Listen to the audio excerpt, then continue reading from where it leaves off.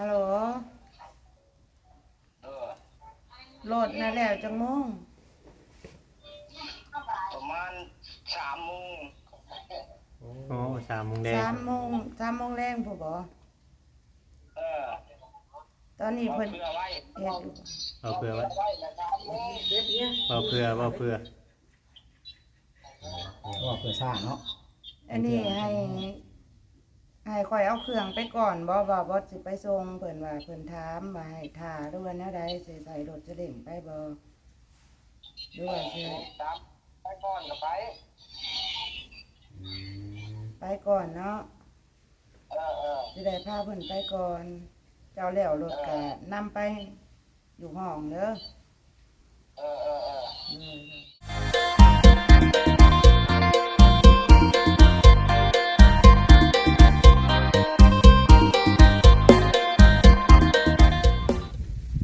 ครับสบายดีเนาะพ่อแม่พี่น้อง FC เบิร์ดสุขุสุวนพี่น้องเนาะทางฝั่งลาวแล้วก็ทางฝั่งไทยนํเด้อพ่อแม่พี่น้องเนาะพี่เนาะที่เข้ามาเบิ่งมาชมเข้ามากดติดตามกดไลค์กดแชร์พี่น้องเอ้ยมื้อนี้เนาะพี่น้องเนาะแวะเวียนเข้ามาทางเรือนพ่อน้องตุ๊กพี่น้องเอ้ยเนาะเรือนพ่อน้องตุ๊กมานี่พี่น้องเอ้ยเนาะมาถ่ายให้พ่อแม่พี่น้อง FC ได้เบิ่งได้ชมนำกันเพิ่นแม่เพิ่นเก็บเครื่องเก็บของแล้วพี่น้องเอ้ยเนาะกำลังจะนั่นพี่น้องเอ้ยเนาะ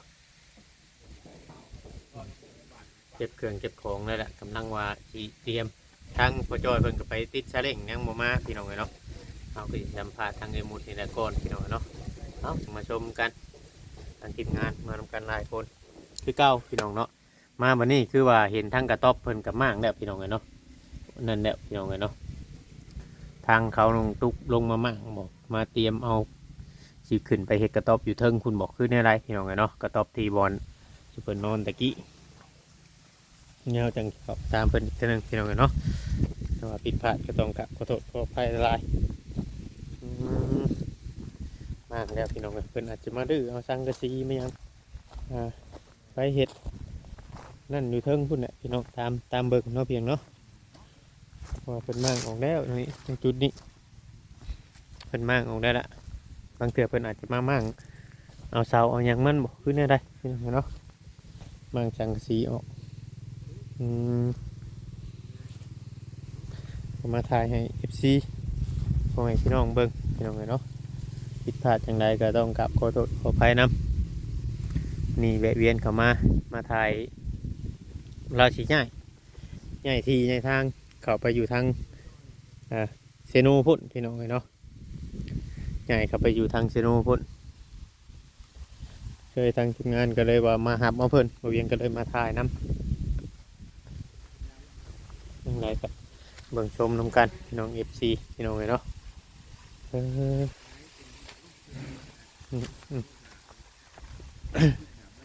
ล้มมาดีพี่น้องเลยอ้อยเพิ่นใครอยากกินอ้อยก็ตัดเอาพี่น้องเลยเนาะชมกันทางพญาจอยยังไปติดพ่วงปิดซาเล้งอยู่ยังไม่ได้มาไปโทรมาอีกพี่น้องโตเพ่เคลื่อนน้องตุ๊กเอ็งพูดก่อน มาเลยก่อนนะบ่าวจ้อย เราเก็บเครื่องแล้ว บุท่านเห็นคนเนาะคนโอ้เขียนแล้วชื่อมาว่านี่แล้วจานเกลือมาแล้ว เรามาให้มาเลย มันตายวัดได้มันตายได้ไก่มาวานเอ้าเราอยู่บ่นี่หรือเปล่า ไปติดชาเร่งพุ่นมาจัก ช่างจ้อยตัวเพราะว่าอันนี้อยู่เพื่อนนะ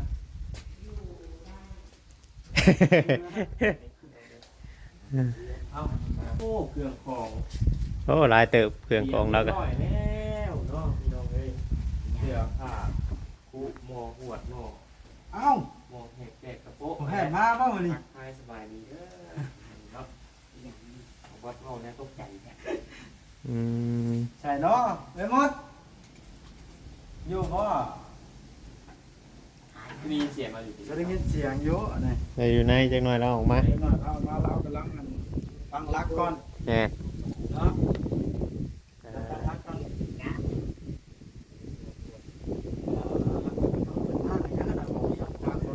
ฮะ ซอฟคนมากไงยังน่ะ ไปเจ้าหูเนาะ ไปเฮ็ดเนาะ ว่าจอยชาแนลเข้ามา แม่น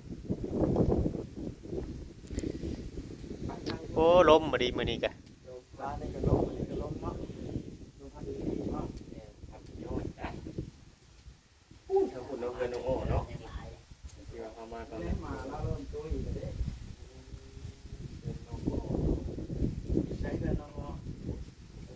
ก็แค่เด็กดี ประเภทเที่ยวด้วยตะกี้แถวนี้ แม่นมาอยู่แล้วจะกินเงินน้องประมาณไทยได้ จะได้เบาดิใช้เงิน อยู่กับบอกไผ แม่ว่าไทย แม่เงียว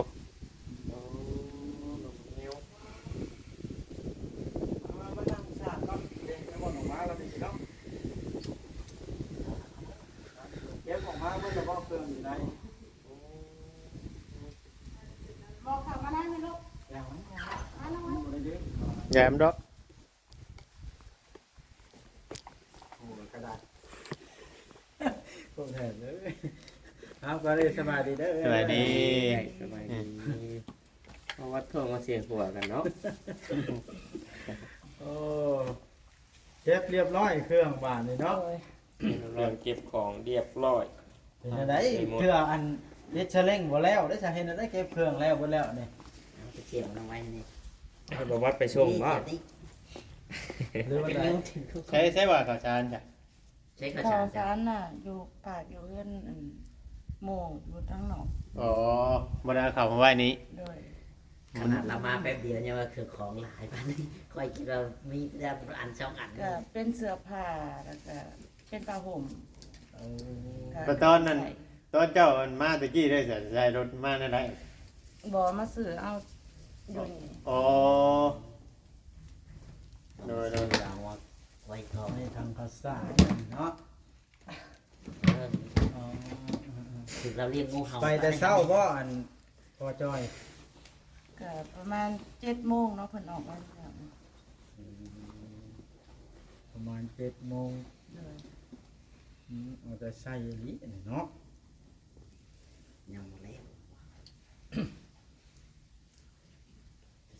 บ่อนสิไปอยู่น่ะอันบ่อนห้องพักน้องเมฆบ่ใกล้กันบ่ฮู้บ่น้องเมฆ บ่ บ่ฮู้ เราบ่ ข ฮู้ องผักของเอ้ยพร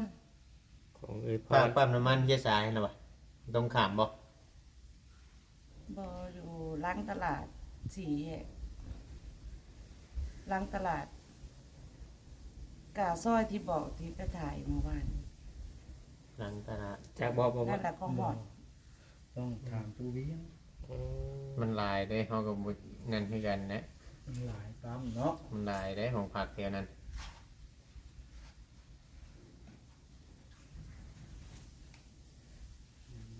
เป็นจังไดสิไปก่อนบ่หรือว่าถ้าพอจอยแล้วก่อน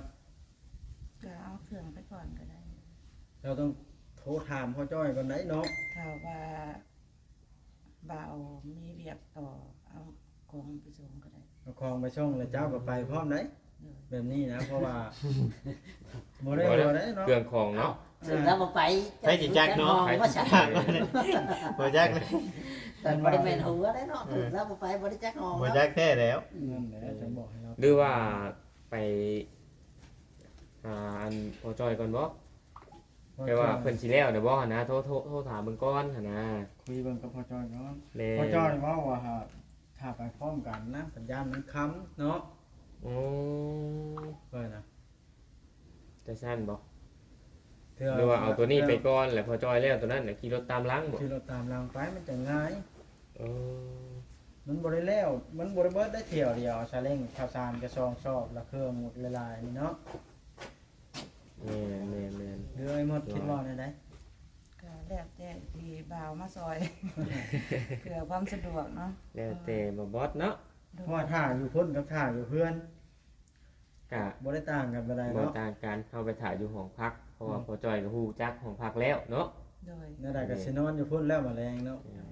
ก็คือเพิ่นไปเฮ็ดนี่ไปเฮ็ดซาเล้งบ่ โดย หาสิไปมื้อเช้านี้ โดย แล้วสิแล้วอยู่บ่ซะเอ้ยมื้อนี้ ก็เพิ่นนัดคือเมื่อวานนี่คือเพิ่นบอกก็ว่าประมาณบ่ายโมง เอาโทรศัพท์บ่จอยชาแนลนี่ให้โทรหาให้เราคุยกับผัวเราเบิ่ง แม่น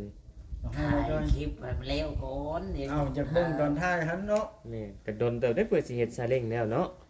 เปิดสิเฮ็ดรถพ่วงแล้วพี่น้องเอ้ย ก็ถ่ายมาเร็วกันยังถามแล้ว เอาเท่าหน่อยจังโทรซะเนาะเท่าหน่อยจังโทรหาทางอัน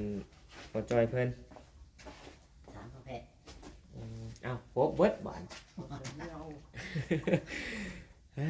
พี่น้องเอ้ย กินข้าวแล้วเปล่าวันนี้นะ กินแล้ว กินกับหยังนะ กินข้าวต้มไข่ เออกินข้าวต้มไข่ โดย ทางอันพ่อจอยเพิ่นก็กินข้าวแล้วก็จังได้ไปบ่ โดย อื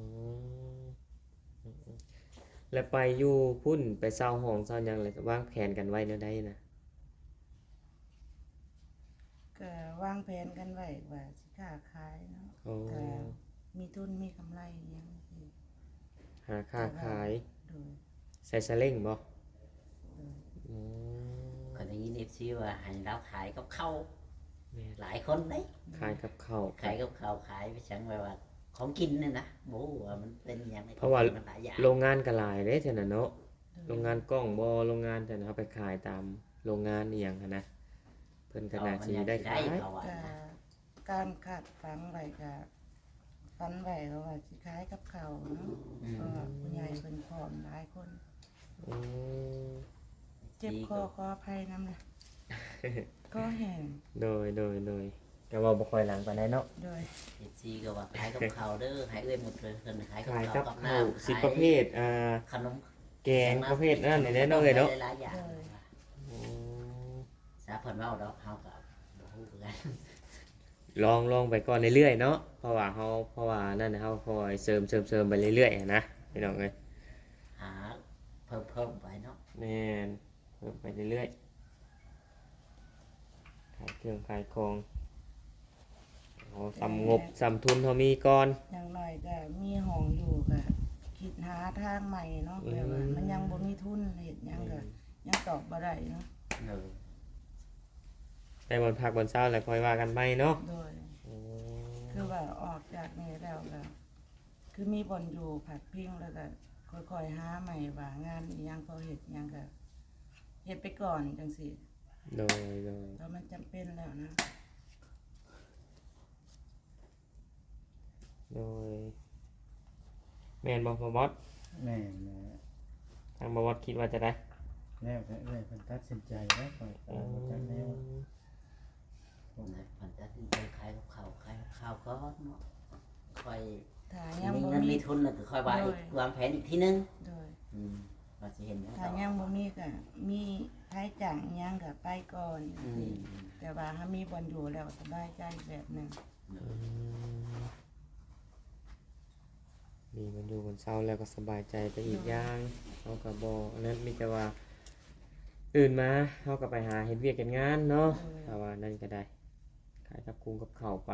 ก็ว่าไปพี่น้อง อ เอ้ย ยู่นี่ก็อยู่ได้แต่ห่างกายเนาะจิตใจมันบ่พร้อมมันก็อยู่บ่ม่วน อยู่แล้วบ่มีความสุขสิ่งที่เฮาฝันไว้มันก็แตกสลายก็มีเนาะในใจ มันมืดเลยเนาะ โดย ความหวังมันละลายไปนั่นไป ตอนนี้บอกง่ายๆว่าเข้าไปเช่าห้องคุณน่ะไปตั้งตัวก่อนบ่ โดย ยังว่าบ่ได้ไปเลยยังว่าบ่ได้เฮ็ดหันเฮ็ดนี่บ่ว่าลงเนาะ โดย อื เพราะ ม ว่าเงินมีบ่พร้อมแต่ว่าขอให้ได้ออกจากบ้านนี้ อืมยังบ่พอ สิใส่ความคิดใหม่ ค่าห้องค่าหยังก็แพงเว้ยเสา 600,000รวมขนมค่าไฟ ต่อเดือนบ่ ต่อเดือน เดือนละ600,000นั่นเลยเนาะ ถ้ามีตู้เย็นก็ เดือนละพันนะว่าง่ายๆครับเดือนละพัน เพิ่น บาท สิคิดค่าไฟต่างหากถ้าหามีตู้เย็น อืม ถ้าบ่มีก็รวมอยู่ในหัน โดยคำไปอยู่ชินูแล้วสมมุติว่านั่นนี่มันต้องเอาว่าไปหาตัดอ้อยตัดหยังมันก็ต้องได้อันนั่นได้นี่เนาะมันก็ต้องได้มาไกลได้อบัดคำว่าคิดว่าตัดอ้อยนะ กะยาแล้วเนาะ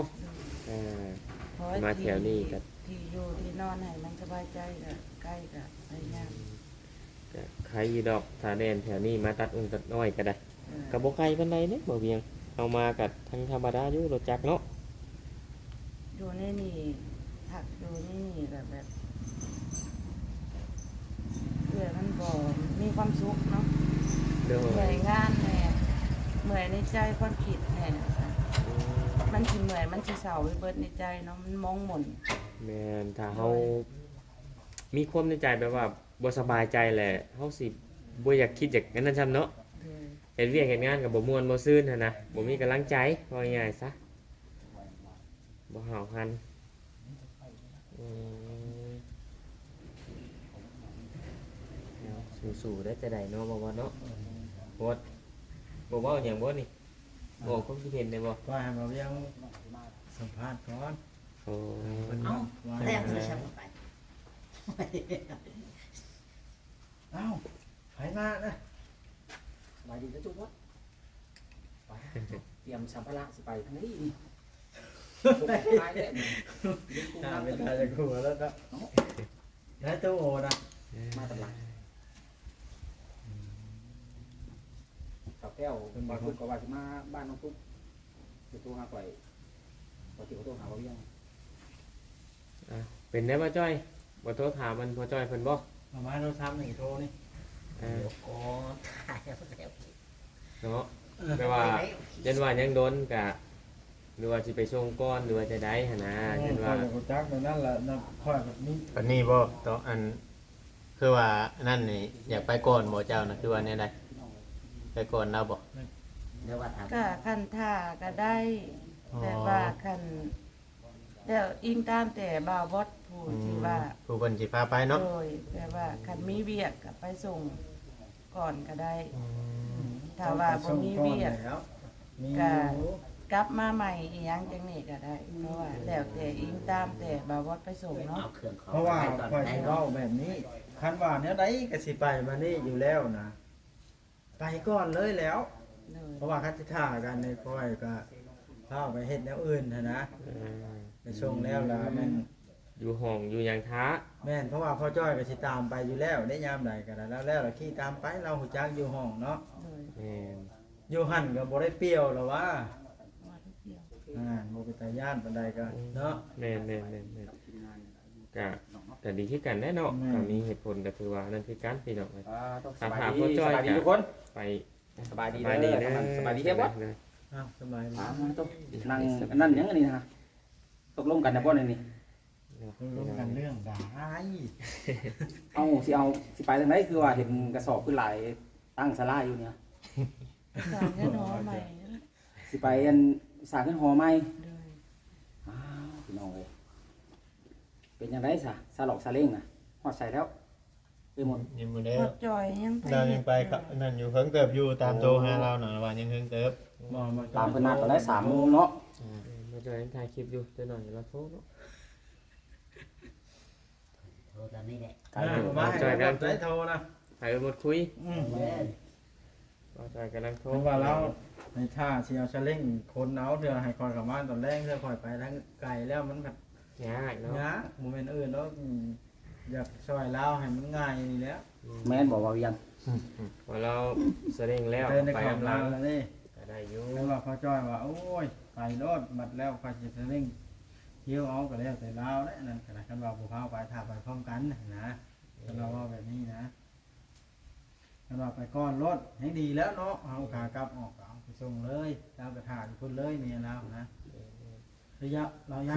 นอกเมียเรา มัดเท่านี้บอกเครื่องมัดเท่านี้เนาะ มีเท่านี้แล้วก็มีข้าวสองศอกอยู่ มีเท่าเข่าอีกเนาะคนมีเข่าอีก สองสอง คือว่านักน้ำตัวเข่านั่นเนาะ คันว่าซาเล้งเนี่ย2 เที่ยวเนาะ โดย เพราะว่าเครื่องอีกเข้าอีกจะไกลเติบบัดนี่ เอ้า แม่นบ่พอ แต่ต้องถาม เร่งต้อง2 คัน ถามผัวเจ้า 2 เที่ยวคันเดียว จันสิติเด้ขอรับจัก